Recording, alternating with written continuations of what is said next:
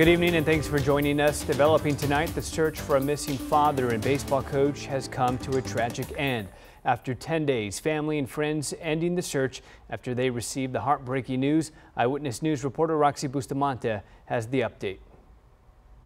Comal County Sheriff's Office tell us a man matching the description of Scott Meyer was found dead here in Bulverde. Now, all this happening after the family sent out another round of search crews as far as 200 miles away. The family made the announcement on the Find the Scott Meyer Facebook page saying, "Tonight, we are heartbroken to announce that Scott was found today and he's no longer with us." Comal County Sheriff's Office says it was around 10:45 this morning when the body was found by a volunteer search crew. A vehicle matching the description Scott Meyer was last seen in was also found in a home near Circle Acres Drive. The beloved baseball coach and father was missing for 10 days.